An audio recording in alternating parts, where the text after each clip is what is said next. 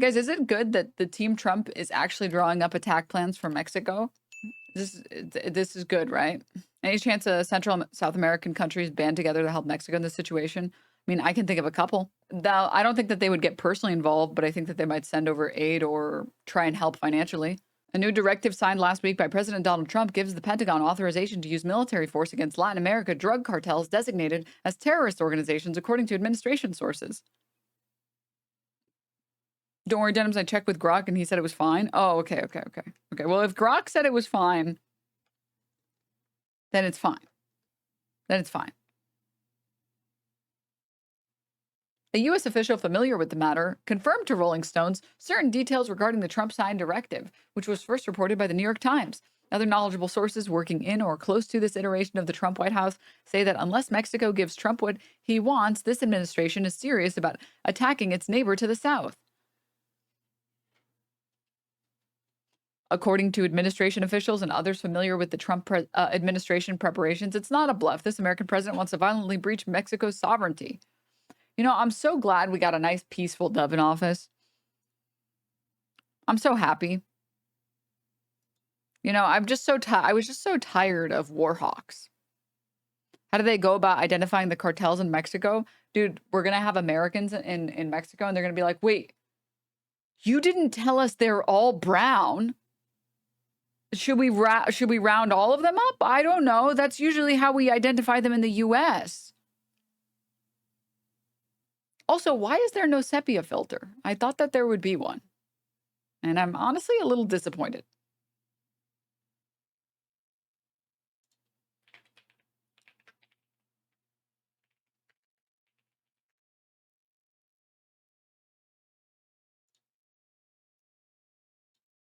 All right. Shine Bomb fans, stand up. Now, Mexican President Claudia Sheinbaum says she is opposed to the U.S. military conducting operations in her country targeting drug cartels. Now, the comments were made in response. I wonder why. By the way, it can't possibly be that every single time that America's ever gotten involved in Latin America, South America, or Central America, under the pretense of helping with the drug cartels, that we've never done anything else there, ever. To reports confirmed by U.S. officials that President Trump has directed the Pentagon to prepare options for the use of U.S. military force against cartels that have been designated as... Denims, you need to enable Claudia. Oh my God, you're so right. It is done. Foreign terrorist organizations by his administration. Now, in terms of combating the cartels, Mexico's president said, quote, "We cooperate, we coordinate, but there won't be an invasion." That is ruled out. I'm joined now by ABC's Christian Cordero for more on this. Now, 2 U.S. officials have confirmed that President Trump has directed the Pentagon to prepare options for the U.S. military to conduct operations targeting those drug cartels in Mexico. So, Christian, I have to ask you, do you know what might those plans be and what could possibly be the legal and political implications?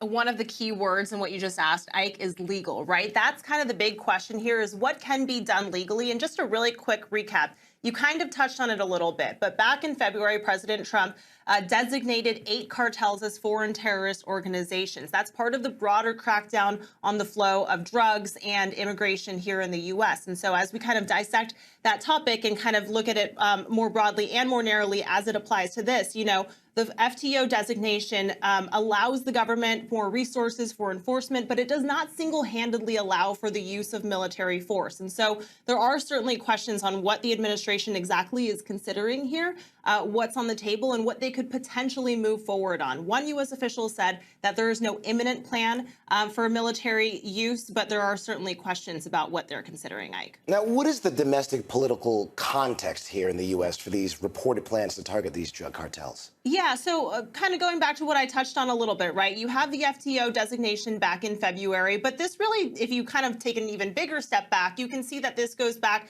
to President Trump's first administration, right? He sent the National Guard, thousands of troops to the border, both during his first administration and then now in his second term.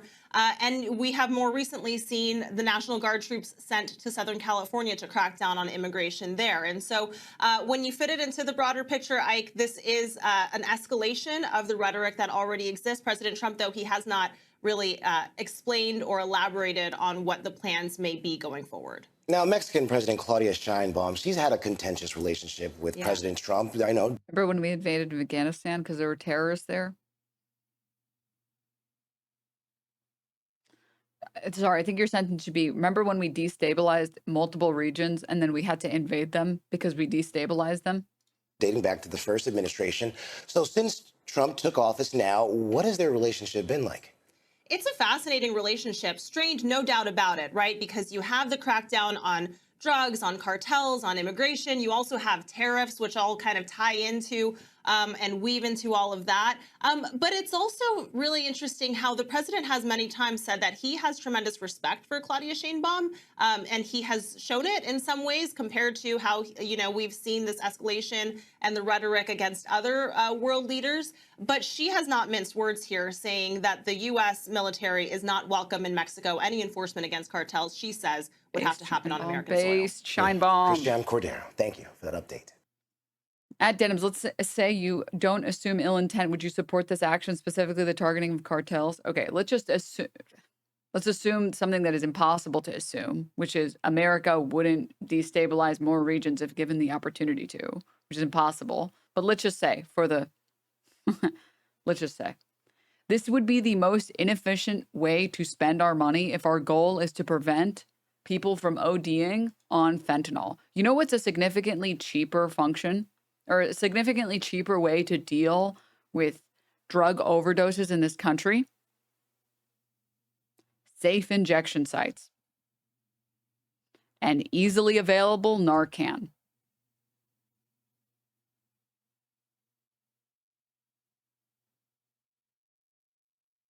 That's it. I'm just talking just purely on efficiency, purely efficiency.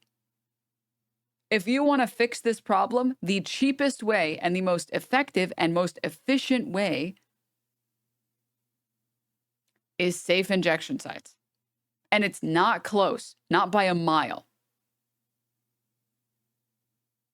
I know, crazy. More healthcare will solve the problem and be the cheapest way to solve the problem and the most effective way to solve the problem. Rehab is better, yeah, but forcing people into rehab doesn't work. People have to want rehab.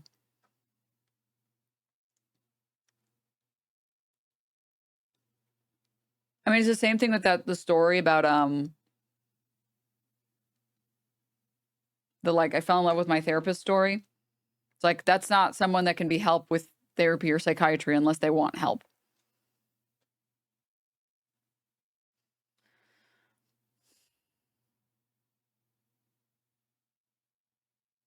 Also, another really cheap way is like gun control. Well, how does gun control? Oh, you're talking about no, I think the cartel problem is just a drug problem right now. Or at least the administration is just calling it a drug problem. Unless you're trying to say something different. You have to be alive to choose rehab. That's why harm reduction is the way to go. To be clear, I do think that safe sites should promote rehab, right?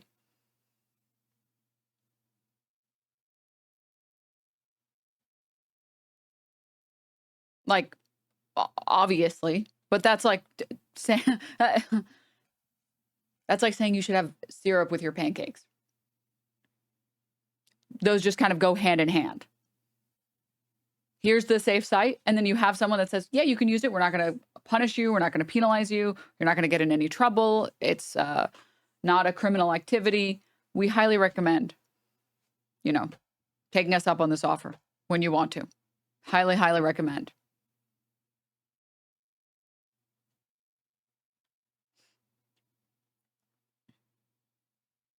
So what you're saying is you shouldn't use syrup with waffles. All right. Let's see Fox News coverage. Let's see Paul Allen's card.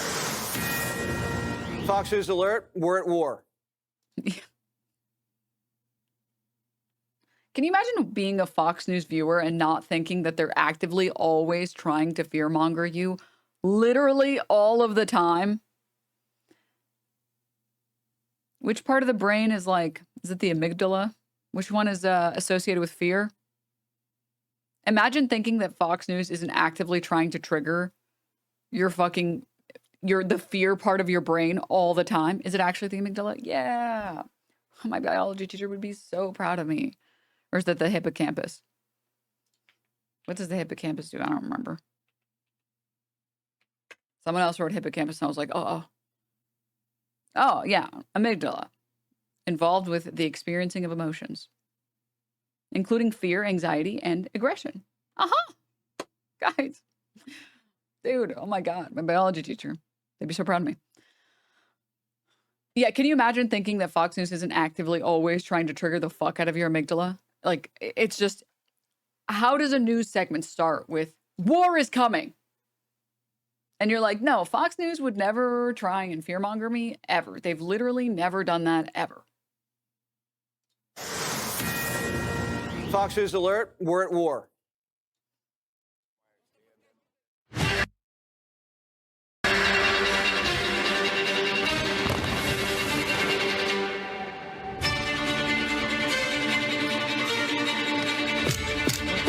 Subtitles. Here we go.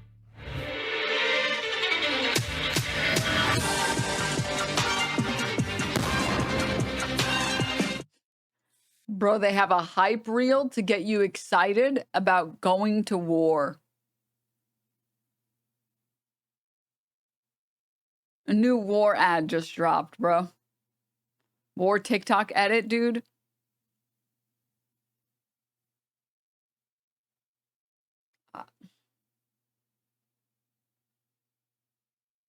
I am begging you to reset it, dude. If the Matrix is real, just restart, okay? Please, please, for the love of God, please. This enemy, they don't wear a uniform. They're moving fentanyl. And yeah, I'll say it. All of this entire country, the only reason that it went down the shitter, or the first domino on this, was cities that aren't walkable. Was the advent of cars and the promoting of cars above public transportation. That was it. That was the first domino. By the truckload. That took us on this specific path. I want you to look at the contraband that's in front of me. We have right in 20 kilograms of fentanyl that's in front of me on this table. That's enough to kill 10 million people. The work that we do. This is the stupidest metric I've ever seen in my life.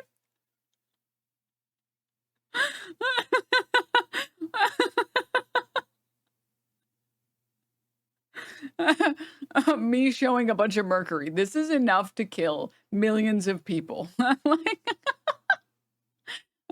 Me holding a gallon of bleach. This is enough to kill at least like 5 people. Like, I'm also surprised Kristi Noem didn't put that in dog terms. Is to protect this is people. Enough to kill 30 million dogs. I would know. And make sure that we remove these weapons and drugs off of our streets and hold those criminals accountable who would go forward and continue to use that to harm individuals. Cartels are now officially in the Pentagon's crosshairs. And it's not just the wall anymore. Trump ordered the kill shot. The days of local drug busts and random motels, they were fun, but that's Breaking Bad stuff. Trump wants to take the fight to El Chapo's front yard. We're talking about sending military forces to fight against the drug cartels in Latin America. Do you think it's worth sending our forces, our U.S. forces there to take this on? Cartels where? Central Latin America. Well, Latin America's got a lot of cartels. They've got a lot of drugs flowing. So, we want to protect our country. We have to protect our country. We haven't been doing it for 4 years. And we love this country like they love their countries. We have to protect our country. So, we're playing a tough game.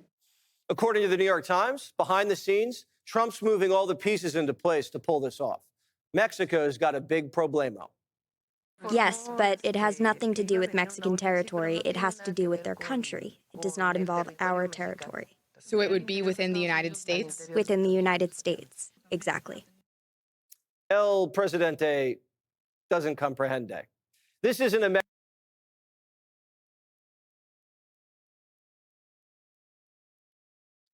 I feel like Scheinbaum legally should be allowed to deck Jesse Waters for that.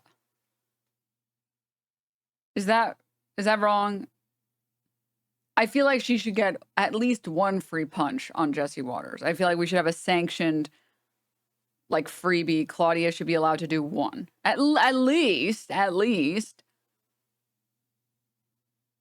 Just one? No way. Okay. I wanted to set the groundwork. We all agree definitely more than one, right? Right?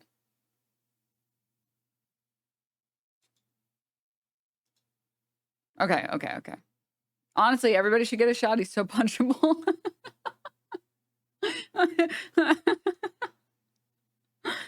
Mexican standoff, this is an order.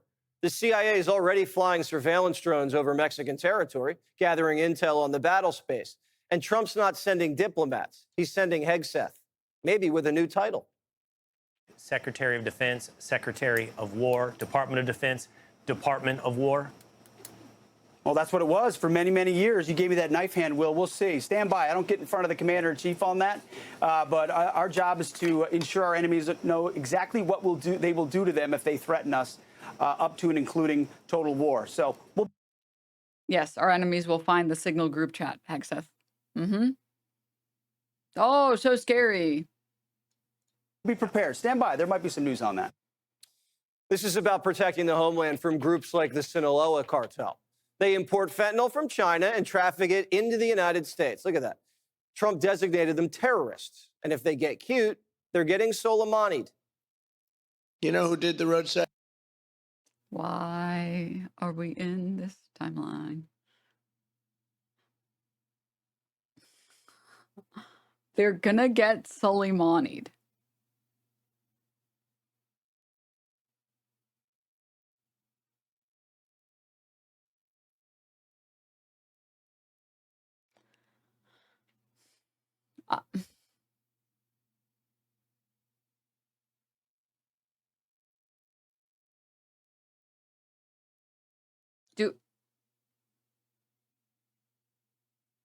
Chat, let's address the options we have here. Okay.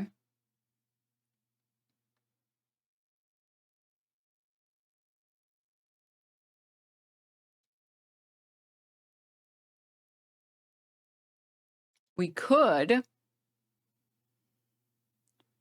restrict trade in a way that makes fentanyl harder to enter this country. We could have safe sites. We could promote cheaper health care. Or we can start bombing Mexico. What do you think we should do? As chatters have already mentioned, this is very obviously an attempt to try and get everybody to stop talking about Epstein. But unfortunately, the Epstein damage is done. Dude, I spoke to the Trumpers that I know, and they're done. They're like not Trumpers anymore. They're so over it. They're like, dude, every single politician is just a. That's where we're at. Just every single one is a. That's crazy.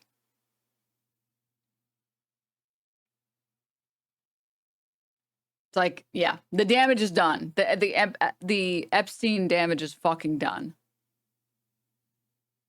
That bomb, right? Soleimani. Where is he? Where's Soleimani? Former U.S. Army Special Forces and president of WorldStrat, Jim Hansen. Jim, what kind of operations do you envision happening in Central and South America in this cartel war? Jesse, I don't think anybody would be more thrilled than me to watch some helmet cam footage of a bunch of JSOC pipe hitters rappelling out of helicopters and stacking cartel members like cordwood. Now, that's the ultimate. I don't know that we'll probably open with that. You know, there's likely to be a lot of increased surveillance. There may be some raids to pick up some people to arrest and put on trial. There'll be some interdiction off the coasts. The Navy can cover a lot more territory than the Coast Guard can, and together they can cover both the exfil from Central and South America and the infill to us. So there's a lot of things to start with, but this is a tremendous step they're taking. All right, so they could seize some guys off the field and bring them here and put them on trial. Could they also just drone strike these cartel bad guys right in their backyard? That's a lawyer question, but I'm going to give you the common sense answer. if their cartels are killing people in the United States and the MS-13 and Trendaragua gangs are, why can't we kill their leaders just to say, I need a cinder block. What do you mean that's a lawyer question? What the common sense answer from the guy with the largest forehead I've ever seen has no common sense to it. Make it make sense. Any part of this, just I want one part of it to make sense. Just any single part. And none of it is making sense. Why can't we just drone strike Mexico? Well, I don't know. Why can't Mexico drone strike us for exporting all of the worst things to the rest of the world? By that fucking metric, everybody should be drone striking America. What did we fucking export? Imperialism, obesity, brain rot television. Dude, have you guys seen that story of like it was this like Hawaiian island or not Hawaiian, it was a, what's the term? I'm like blanking on it. I think it starts with a P. I don't think it was a Samoan island. It was something else. Maybe it was a Polynesian island. I'm going insane. I have no more marbles left to lose. I can't believe this is real life. Anyways, it was talking about how the rates of, I really want to find this article. It was a really like depressing read, but it was also like a good read. And it talked about how the rates of like mental illnesses and eating disorders went way the fuck up once television became more broadly available. From like the late 90s to the early or like mid 2010s. It went from like basically non-existent eating disorders, like the lowest percentage of eating disorders,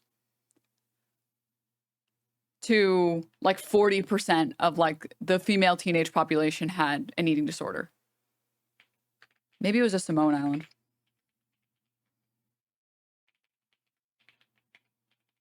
Let me see if I can find it.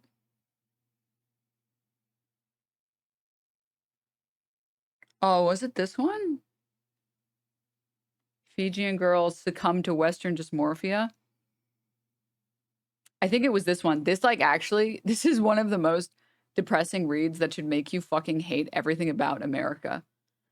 1982 Harvard Medical School psychiatrist Anne Becker was an undergrad at Radcliffe when she traveled to Fiji for a summer of anthropology fieldwork. What struck her about the South Pacific island nation, and has in many research trips since, was the absolute preoccupation with food and eating. Family and social life really revolve around food. It's all about food all the time. That's good living. As someone from Arab culture, that's good living. All right.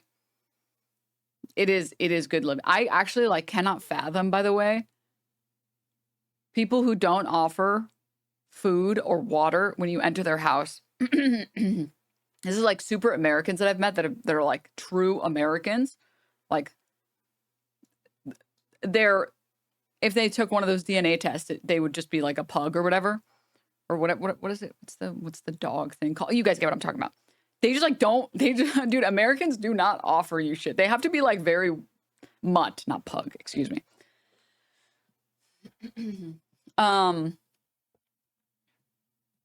It was like the first time it happened to me, I was like, what the fuck? I'm not talking about Southerners, to be clear, because Southerners are a little bit different. I was like parched at this person's house. And to any people that are like, just ask for water. It's like, yeah, that's what I eventually did. Okay. It's about common decency. What are you talking about? Everyone I've ever known here has offered me food or drink. Okay. I don't know where you live. Okay. I'm sorry. I don't know everything about your life. I'm just telling you, this has only happened to me in American households, where once you're in an Arab household, and I'm sure lots of other ones, once you're in an Arab household for more than 5 seconds, you are offered every single thing that they own. It's like, oh my God. Anyways, do you want some water? No, I'm good. You want some food? We have soda. We have milk, juice. Do you want tea? We have tea. We can make coffee right now. Do you like sugar or no sugar? You don't want coffee. You don't want tea? Do you want food? We have, honestly, just open the fridge, take whatever you want. You can turn the stove on, make whatever you want, have whatever you want. Or I can just, do you want me to make you a 5-course meal? I can do that also. You know what? I'm just going to make it. And if you don't want it, you don't have to eat it. It's okay. No, really, I'm not. Well, too bad. I already made it for you. So go ahead. Again, feel free to not eat any of it. That's okay. That's totally fine. Did you want the house? You can have my dog if you want it. You can I get you anything else? Do you want all my clothes? How about this personal family memento? It's like, I'm dying. I just wanted to hang out, man. I'm sorry. Fuck. And dude, I've been to some people's houses and like, I think this is also partially like a skill that you learn as you get older and you like learn how to host better. But I feel like Americans, especially like 20s, they don't even offer you water. Like they straight up, and the craziest experiences I've had is like they'll get themselves water and then they won't give you any. It's like, what the fuck? And they're like, oh, you can feel free to help yourself. Eventually they're like, feel free to help yourself. You open their fucking pantry and there's like some lint and dust in there.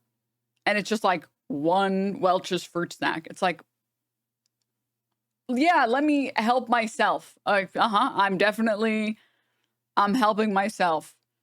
For sure. Yeah. I have frozen peas. It's like, what the fuck do you want me to do with that? It's only condiments. Just ketchup and mustard. I don't know. Help yourself. Oh my God. We don't have stuff, man. No, chat. The people I'm talking about are not poor. They just don't have anything. They just don't. And they're like, oh, well, I just, get food when I want to get food. It's like, yeah, but what if you need it? But like, what if you have some? Half the shit I have in my house is for if other people show up.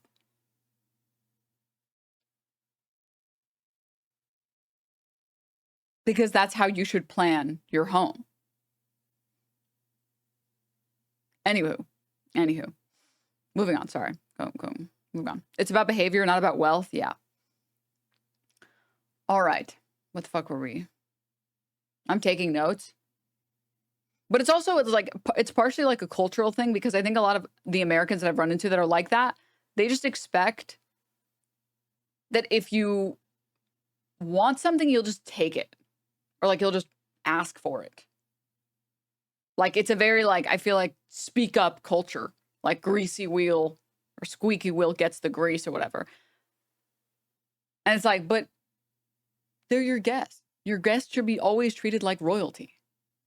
That's how it should be. Anyways, okay, moving on.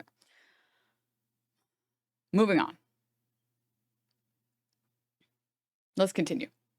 In a March 11th lecture at Radcliffe Gymnasium, Becker described the rhetoric of encouragement older women use to draw passerbys into lavish meals. Afterwards, she said, eaters unbutton, unzip, and they lie there where they are. That's a good meal in Fiji. Dude. Real. The centrality of food in part is a cultural artifact of a tradition economy based on shifting fortunes of subsistence agriculture. Who knew when the next run of fish would come or how good the crops would be? So prosperity has traditionally been associated with food and hefty figures. In women, especially Fijians, appreciate large, robust bodies. But that ideal body type is now on a collision course with Western ideal that equates beauty with thinness. This clash of cultures has affected adolescent girls most deeply, she said, and has endangered mental health implications. Since that first trip to Fiji, Becker has earned a raft of Harvard degrees in AB in 1983, an MD and PhD in 1990, and a SEM in epidemiology in 1995. Dude, I need water. I need to start like making myself tea in the morning.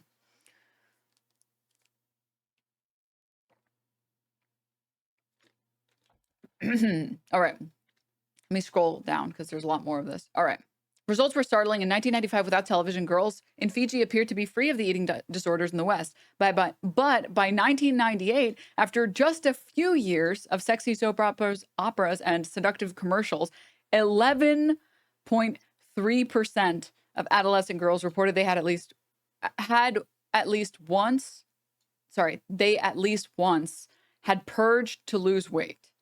To illustrate this rapid transformation of ideals, Becker quoted from the 1998 interview, "I want their bodies," said one of the girls on the Western TV shows that she watched. I want their size. By the glow of television, young girls in Fiji got the idea that they could resculpt their lives, but they also began to think of themselves as poor and fat. Television brought with it a societal norm of many dimensions.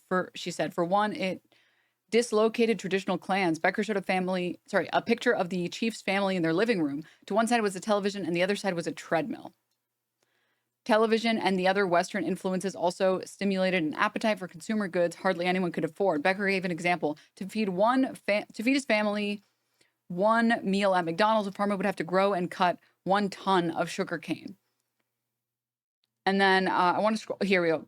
And then she went again in 2007 with more than 520 girls filling out questionnaires and 300 consented to interviews. Becker found that eating disorder habits were alive and well in Fiji, with 45% of girls reporting they had purged in the last month.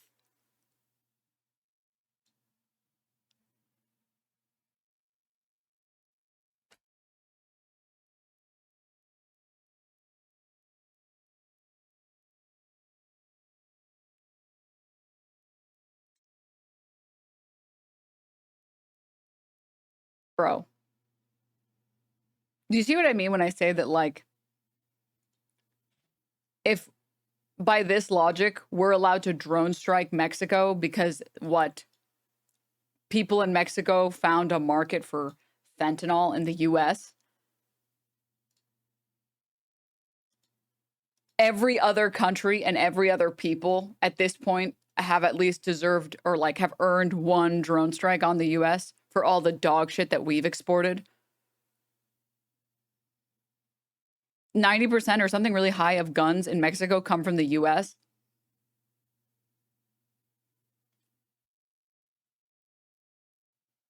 All right, let's get back to this.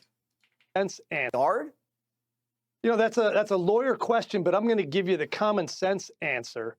If their cartels are killing people in the United States and the MS-13 and Tren gangs are, why can't we kill their leaders just the same way President Trump pointed out we took care of Soleimani? That would be an imminent threat, right? I mean, if these guys are cooking up all this fentanyl and sending it into the cities and people are acting like zombies and keeling over, that's an imminent threat to the life and well-being of the American citizenry. You don't give a shit about the imminent threat to life and well-being in American citizenry because you are the same group of fucking people that repealed Roe v. Wade, the thing that has absolutely killed women in this country. And 2, you don't give a fuck about actually promoting healthcare for everybody in this country. If this is like the most infuriating thing, by the way, about Fox News or like even Republican voters, they claim to be pro-life, but then never attach themselves to any actual true pro-life positions. Absolutely. And I think the rationale we use for other terrorists we've killed through multiple administrations, Barack Obama still, I think, holds the record. Also, yeah, Tren is not even a fucking Mexican cartel gang, whatever the fuck they want to call it. For people killed overseas by drone strikes, including one U.S. citizen. So I think President Trump deciding that these guys who are definitely killing Americans with drugs, torturing and running people with human trafficking and child trafficking, those are things that I think all of America can look at and say, we don't need to allow that. And anything we do to them is probably justified at this point. Now, the Mexican president, she's played nice so far on trade, but it's a big no bueno, she says, if we start launching direct action into her territory. It's not even really her territory. I guess technically it is, but the cartels control almost that entire country. What does that do to Mexico? Yeah, I mean, that is not her decision. You know, she's the one who runs a country that allows that to happen. That's not her decision. So it's not Trump's decision if he wants to allow Mexico to invade the U.S.? They're a sovereign nation, dude. So if she wants to go ahead and try and tell President Trump we can't do that, we're going to do what we need to, and she's going to go ahead and face the consequences. That's something they've allowed for far too long. All right. Well, it looks like that time's up. Jim Hansen, good to talk to you. Yeah, Jesse Waters is really just like if Date was a person.